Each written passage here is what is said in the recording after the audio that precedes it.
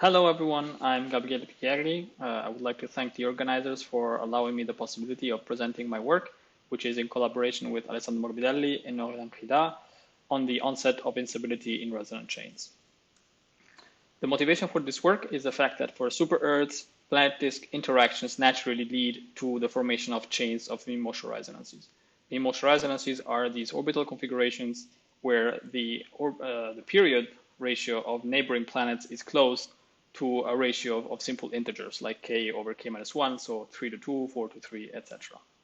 Now, we do observe such chains in the exoplanet sample like TRAPPIST-1 or Kepler 223. However, most systems are not resonant, as shown here.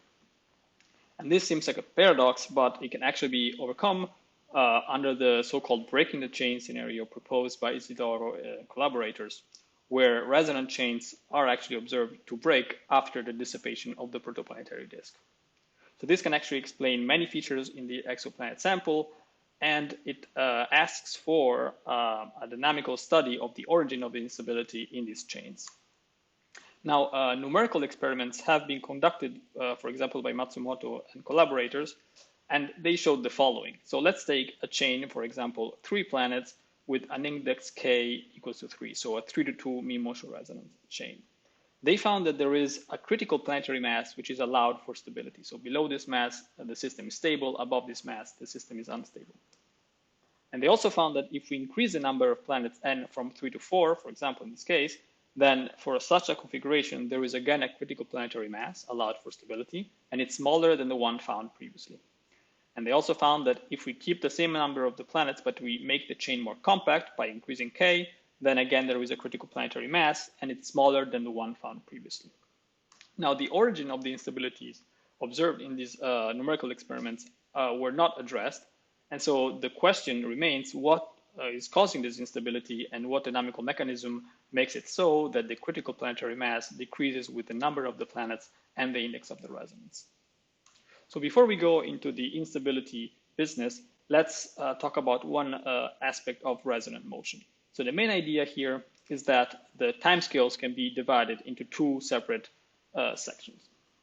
So on the left here, we have the short timescale, so the high frequency evolution, for example, of the eccentricity of the orbital elements of the planets. And this is driven by a special angle, which is called the synodic angle, which enters in the equations of motion. So we have this synodic frequency, omega sin, which is a high frequency, and so it dominates the short timescales. Now, on the other hand, on the long timescales, on the right here, you see the time here spans 2 orders of magnitude more than on the left. So we see this scatter here, which is due to the fast synodic evolution, which is showed here. So this scatter is displayed by all these points. But on average, we see this ondulatory motion, which is driven by 2 resonant frequencies, which are lower frequencies, and so they dominate the longer timescales. We have here 2 resonant planets, so here we have 2 resonant angles, these angles here, and so we have these 2 resonant frequencies dominating the longer timescales. And because the synodic frequency is much higher than the resonant frequency, the synodic contribution is usually averaged away, so that only the resonant angles remain. And this is the basis for the average model of the resonance that is used extensively in the literature. So now let's go into this stability ideas. So we, inspired by Matsumoto and et al., we want to study the limit of stability in terms of the planetary mass. So we start simple, just with 2 planets of equal mass. We put these planets in a deeply resonant configuration at different orbital states, different orbital eccentricities, for example. So here we have the mass of the planet, and we start at low mass and the orbital eccentricity. And then we run n-body integrations where we slowly increase the mass of the planet until we observe an instability. So here we have 4 such numerical integrations. Here we have the system is still stable, and then it becomes unstable. So here we have stability, here we have instability.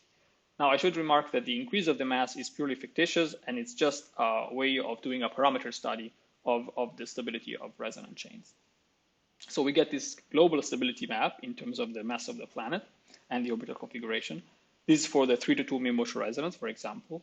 And I should also point out that this amplitude increase only involves the short timescale, the synodic timescales, and actually it would be averaged out in the average model of the resonant motion. So now we want to understand why these systems are becoming unstable. And for non-resonant systems, in case of two planets, the stability properties are fairly well understood. So there are a number of criterion. For example, this criterion that I quote here, popularized by Gladman, states that if the orbital distance between two non-resonant planets is bigger than some critical distance, which is a factor of the mutual Here radius, then such a system would be stable. So we want to see how applicable this was also in the case of resonant planets. So here I plot, again, my n-body integrations, as you see. And then I also plot the level curves of the minimal physical distance between the planets rescaled by this critical distance. So this black line here is the contour level 1. So this would be the standard stability criterion.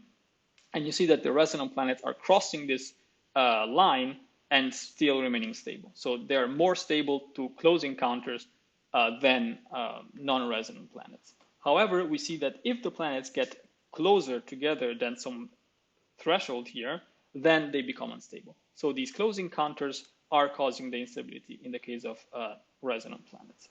Moreover, we see that if we forcibly increase the libration amplitude of the resonant modes, then we actually recover the original criterion of close encounters. So here I have these simulations with increasing amplitude of the resonant modes, and the instability occurs at smaller masses.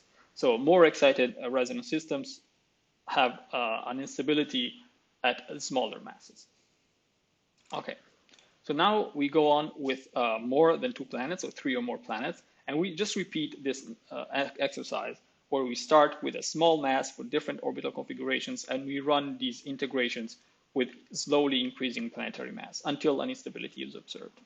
So this is the case of three planets in a 3-to-2 mean-motion resonant chain. And here we see the two-planet stability limit, and we see that the instabilities occurred at smaller masses in the case of three planets. So this is perfectly consistent with the results of Matsumoto et al. However, it cannot again be explained by close encounters between the planets.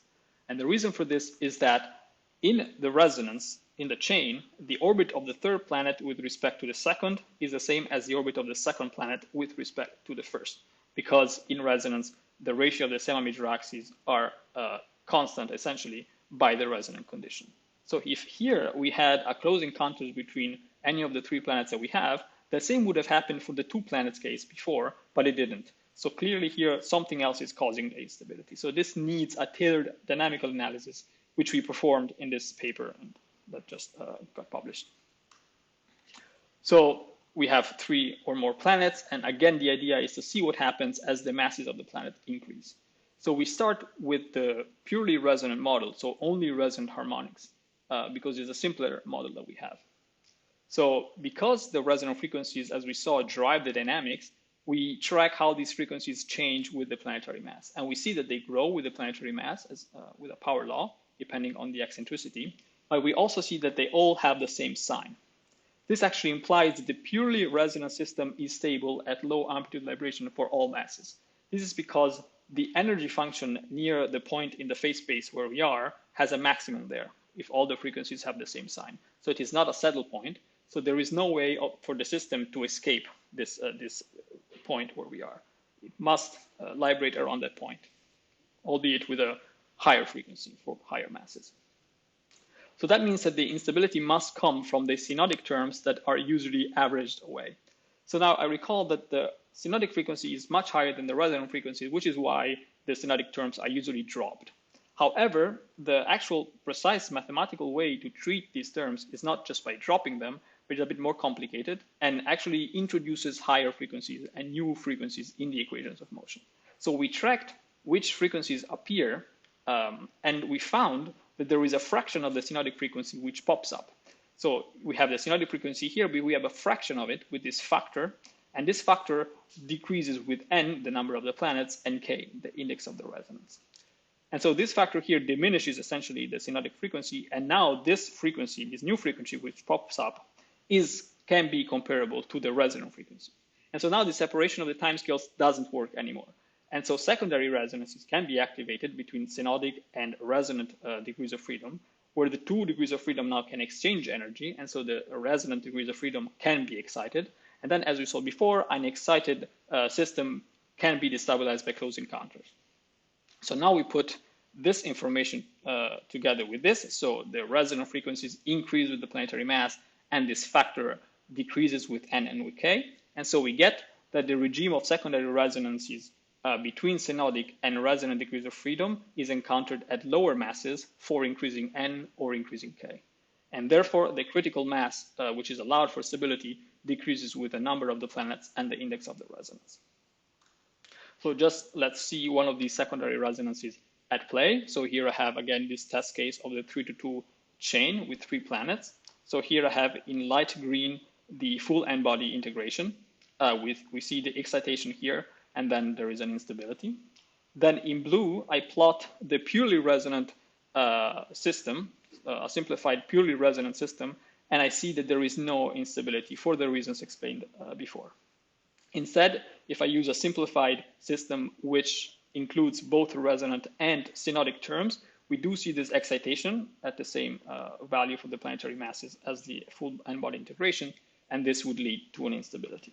And here on the right, I'm plotting this fraction of the synodic frequency, and I'm showing how it is comparable to one of the resonant frequency, as the sum of the two vanishes at exactly the same value of the planetary mass where this excitation is observed.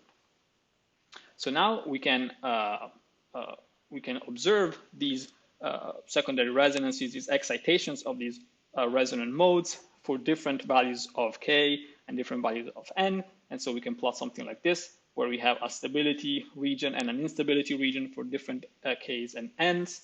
And we see that if we increase k, then the instability presents itself at smaller masses. And if we increase n, then again, the instability presents itself at smaller planetary masses. So this is a dynamical mechanism that explains the numerical findings of Matsumoto and et al. And Isidoro et al., which shed some light on the intricate and interesting properties of the exoplanet sample. Thank you very much.